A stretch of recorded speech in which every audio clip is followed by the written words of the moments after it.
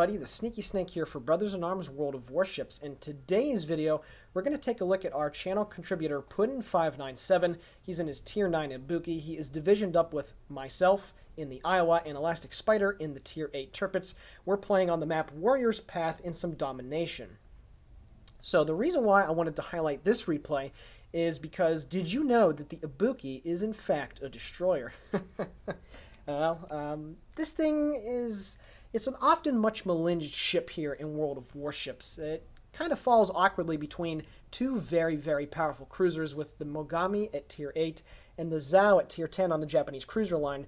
The Mogami has the rate of fire with the 155mm, and it is one hell of a fire starter. And then you have, obviously, the end-all, be-all cruiser at Tier 10, the Zao, which is essentially a Swiss Army knife that can do everything that you need it to do. And the Ibuki is the ship that falls in between, where the playstyle changes a little bit, and a lot of people, they kind of put it in the same boat as something like a York or a Colorado. They don't like the change of style. Again, it's not too much of a change of style, but it's enough to where, like for instance, on the Ibuki here, you have a much slower reload than you would with the Mogami, because most Mogami captains are very prone to using those 155mm. You are able to stealth fire to a reasonable range, but I think it's just the fact that this thing doesn't have a lot of hit points for a Tier 9 cruiser, and most of the mistakes that you make in this thing will get punished severely. It does have great torpedoes. This is standard on the Japanese cruisers, and again, that stealth fire capability is greatly enhanced. It can stealth fire out to around 14.5, 15 kilometers, but for some reason, people just don't like this thing. It certainly is not most Japanese cruiser captains' cup of tea, that's for sure. However, in this replay, again, Puddin597 is going to show you just how effective the torpedoes can be on this thing and why the ship has quite the reputation that I, quite frankly, don't believe it deserves. So he's going to be heading over to Objective Alpha here. This is one of the new maps that was just recently released with, I believe, 0.5.7. For anyone that has not seen this map yet, it is only available to higher tier ships, I believe 7 and up, and it represents a Canadian archipelago on the western coast of the country. So again, he's heading over here to Objective Alpha, and enemy Bliskovica gets spotted moving into A, trying to take out the friendly Benson that's over there. There's a cruiser heading over to C, and there's a couple battleships and a Magi, a Tirpitz, that have been spotted that are moving over near Objective Alpha. So Puddin is certainly going to have his hands full over here. Now, I will say right off the bat here, the replay will start out a little slow for this game, but trust me, it will start to pick up not too far forward here. So you see there, as soon as Puddin shoots, he gets briefly spotted, I believe, by the Atago, but immediately goes back undetected. He lands 6 hits for a nice 3,200 damaging salvo to open up his cannonade. The Ibuki, again, just talked about it quite a bit. It is very malinged in this game, and you know, I don't get it. If anybody in the comments section that's watching this could give me a reason why they don't like their Ibuki or why they don't think it's a good ship, please let me know. I haven't been able to advance this far down the Japanese cruiser line yet. I'm only at the Furutaka. He lands a nice 4,200 damaging salvo right there. He shoots another. I'm only at the Furutaka. It's the cruiser line that I am down the least at the moment, and I just want to know what it is about this ship that people don't like. Puddin, he finally has the Zao now, and he certainly does. Who doesn't like a Zao? But he didn't mind the Ibuki whatsoever, and I don't know, maybe it's just he enjoys what people would call bad ships, because the Ibuki is certainly not the only one that he enjoys playing, but I don't know. I'll leave it up to you guys to inform me on this. He's looking for some more shots, getting some pretty decent hits. The Ibuki does have some reasonably accurate guns, and he has landed 4 to 6 shells out of his salvo every time he has pulled the trigger. There's an enemy Tirpitz that's 14 kilometers away that's hiding behind the island. He lets out a decent salvo, does just over 2,000 damage. And so far he's racked up a decent 15,000 damage here at the beginning of the game. However, I'm very surprised that he's yet to start a fire. Sometimes these Japanese cruisers, and I'm already starting to figure it out, can just be absolutely troll when you're trying to get a fire started. You know, most of these cruisers here for the Japanese have fire chances in, around, or sometimes greater than 20%. And sometimes it feels like RNG is just giving you a big old middle finger. I'm sure you guys know what I mean. So now there's also an enemy Iowa that's moving over here as well, so there are quite a few battleships that will certainly be able to give Putin here quite the scare. So he's moving in between the islands. This is certainly an effective tactic for any cruiser, but especially so for these extremely sneaky Japanese cruisers, being able to appear at very close ranges, at least for cruiser caliber guns, and then being able to get out of detection by scooting around in between these obstacles is certainly a great way to play the ship, and it will directly lead to the torpedo success that you will be seeing here shortly. So he's looking for a shot over the island of the Turpets. He's being patient, waiting until he can get all of his guns over the island, and then he pulls the trigger. And it looks like he has a nice salvo going on the Turpets, and 5 hits for only 1.6k damage. That's pretty low. Now, he is detected, of course, because even at this range, he is a bit too close. And, excuse me, on my earlier estimation for the stealth fire, this thing is able to stealth fire when it's firing its weapons every 13 seconds to 15.8 kilometers. The range on the guns is roughly 18 kilometers, so you have just over 2 kilometers worth of distance that you can stealth fire without having any chance of getting detected. So now he's letting out his main guns. He keeps shooting at that enemy Turpets. He is moving into Objective A. However, the objective is almost capped by the enemy team. Again, there was a Benson over here, a Blishkovika that was over here, as I mentioned earlier. And unfortunately for Putin, his Benson friend did get taken out. So he's going to have to be very careful over here. He still is detected. He knows that there is a destroyer probably in that smoke cloud right there, so he does what any normal person would do. Sends his torpedoes into the smoke, is a blind fire. It's certainly something that I do recommend in your cruisers that have torpedoes and destroyers as well. Being able to scare away whatever is inside that smoke cloud is certainly a good idea. So we're just about 6 minutes into the game. He's only done about 20,000 damage, and I can't believe he's had 35 hits without one fire started. That's almost unheard of for Japanese cruisers. The Amagi, however, is starting to peek backwards around the island. Enemy torpedoes are incoming. He does detect them at a reasonable distance, and the Ibuki's great maneuverability is able to help him get out of the way and avoid most of the shells from the Amagi. He takes very minimal damage. Only does 5,000 damage to that Amagi on another 5 or 6 hits. However, unfortunately, the Blishkovika pulls as the people call it these days, a Natser, runs into the island, and as such, Putin's next couple salvos against that guy are indeed off the mark. However, he did have his engine get knocked out by an unknown friendly ship, so now Putin is able to shoot. He does land one torpedo on the enemy Amagi that was trying to poke out, and with his forward guns, is able to take out the Blishkovika. He's up now to 39,000 damage and has his first kill of the game. He still does not have a fire. I cannot believe this. He does get his full armament, though, reloaded, and now he's angling himself towards that enemy Turpets and the Iowa. The Iowa is on full health, however, and he is pushing, it looks like, at least at the moment, into Objective Bravo. So far, our team has lost 5 enemy ships to the enemy's 3, and we are losing on the points total. However, we are about to cap Objective A, and Putin is going to make sure of that right here. So the enemy Amagi decides to come back around, and instead of shooting at the enemy, why do I do that? Ugh.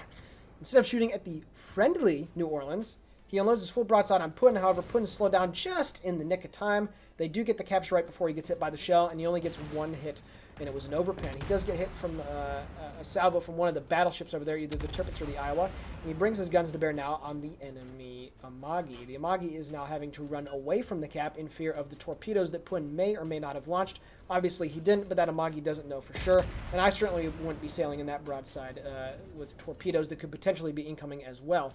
The enemy has moved into Objective B. One of their lone destroyer has moved in there as well. The enemy Turpets and the Amagi, they don't have much health left. However, Putin is going to have to treat this very delicately here. He still is detected by some unknown assailant, probably the destroyer in Bravo, and at this point he's just trying to get behind the island to get undetected, and he does so successfully. Now, that friendly New Orleans took quite a shellacking from the enemy battleships here, and he is presenting quite the broadside to that enemy Amagi, who is vainly trying to get his guns turned around in time. He does so, and Putin's friend has just been vanquished. So now it is Putin over here alone at the cap. However, he does have Elastic Spider behind him in Alpha, trying to help out just a little bit. He just narrowly dodges the shells from the enemy Amagi that is over on the starboard side, and now he's getting ready to set up a torpedo attack against the enemy Iowa. You can see here that glorious detection range of around 9.7 kilometers with a full concealment build and captain skill. And that Amagi already has to turn away and stop shooting because he just doesn't know that he's there. anymore. However, he does get detected by an unknown assailant, except at this point he's getting ready to launch his full broadside of starboard torpedoes, all 8 of them, against the enemy Iowa. Now, me, in my Iowa, I am in sector D5, and I'm bow into this guy, and pretty much just trying to keep him busy. I remember putting on Razorcom saying, hey, can you keep that Iowa occupied? Keep him bow in, and my torpedoes certainly will be able to finish the job off. He scores all 10 hits from his guns for a total of 5,400 damage, and still no fire. I know I keep saying that, but I find it kind of funny. Shells are inbound on the enemy Iowa, and he takes just a massive hit right here before Putin's 2 torpedoes finish him off for 23,000 damage. Enemy ship destroyed. That is his second ship destroyed of the game, and he's up to 68,000 damage. So very good work right there. And yes, that was indeed a silly Iowa. Silly wabbit Twix for kids. Anyway, Putin goes off detection. The enemy has by now captured Objective Bravo. However, the scores are still relatively close, as we've now brought the scores back to, well, no, we just lost a friendly cruiser. So now we have 6 ships destroyed to the enemy's 5. There's less than 10 minutes left in the game. And at this point, Putin tells me and the other battleship that's over there to move into Objective Bravo. And he's going to swing around and try and deal with the Amagi and the destroyer that just popped up over there around Gulf 5. So you're seeing here with the Ibuki how you have a pretty good concealment range. The torpedoes are obviously still pretty good. The reload is pretty long for a Tier 9 cruiser, but, you know, the fire chance is really good. And again, here I go again, trying to explain why he hasn't gotten a fire yet. This is just very poor RNG. I'm extremely surprised. Japanese cruisers are obviously very known for their ability to just spam HE and make a lot of battleship captains very pissed off. In the meantime, Spider in his turrets and the other friendly in the other turrets on our team managed to take out 2 extra enemy ships. So now we've gained about a 100-point advantage, 110-point advantage over the enemy team. So at this point, we don't have to be nearly as aggressive. I'm still pushing in on Objective Bravo. Enemy Atlanta that's sitting out there, moving backwards, somewhat broadside to Putin. He gets his 3 forward guns in action. Shells are on the way. And he gets 2 hits for 2,000 damage. Putin does get detected at this moment by the enemy battleship. The Amagi that's moving along about a 45-degree angle to his position straight out in front. There's also an enemy Hipper 15 kilometers out in front of him. He gets some more shots in on Atlanta, only does 1,000 damage. The Atlanta turns away because he certainly doesn't want to deal with not only the battleships, but now the enemy Ibuki that's shooting at him. Putin does get detected yet again as he's moving up, and he gets undetected. I think that smoke that's in front of him, I don't know. I don't really know what he got spotted by at that point. I can't really say for sure. However, he's still looking for a shot now at that enemy Amagi. The Atlanta takes a massive hit over there. He's down to 5,000 health. We're now capturing Objective B, and once we get this cap, the game will pretty much all be over if we're able to get, say, 1 or 2 more kills and get that point total really skewed in our advantage. The enemy Atlanta starts opening up on Damien in his turrets. You can see me there shooting my forward guns in anger against the enemy Atlanta, and I'm able to take him out with my forward turrets. So now we have a 200-point advantage, and we're still capturing Objective C. So Putin is moving over here, and at this point I tell him, hey, we got an enemy turrets moving in from Objective Charlie that's going to definitely be trying to contest Bravo here. By this time, myself and Spider have moved into Objective Bravo along with Putin, so now most of our fleet is concentrated at this objective, and at this point it feels pretty much guaranteed that we're going to get the win. There's 6:45 left in the game.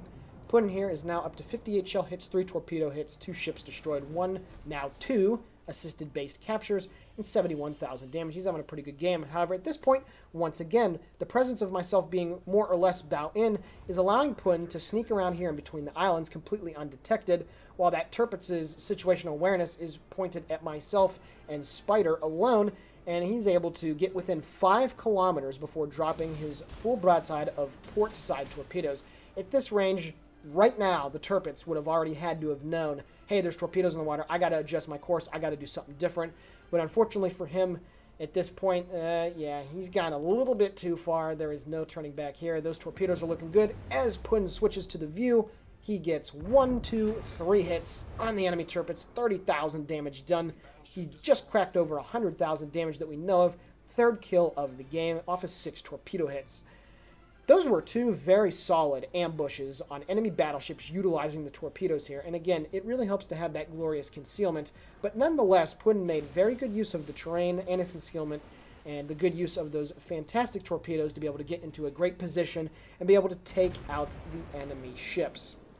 And that's something that Japanese cruiser captains really, really need to master. Being able to sneak around and utilize those torpedoes, not only will your average damage balloon up to very, very high levels, but also it just makes the enemy players have to think more and be more cautious when they're trying to engage you.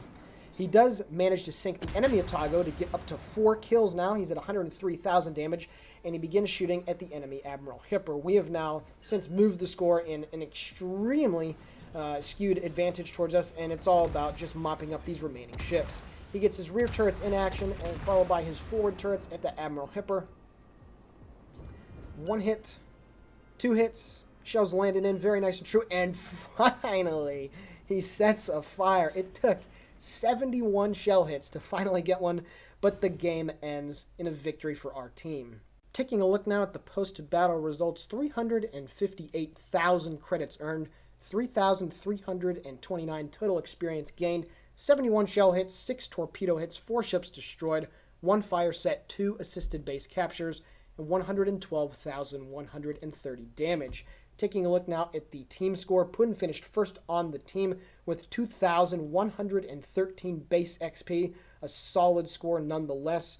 Elastic Spider with 1 kill in the Tirpitz for 2,069, and myself bringing up the rear in 5th place with 2 kills, 1,579 base XP.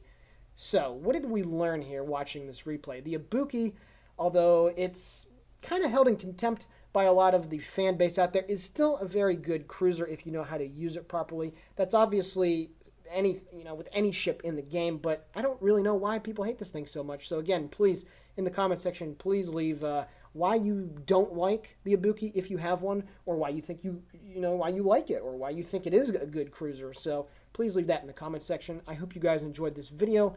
This is the Sneaky Snake for Brothers in Arms World of Warships. Have a great day.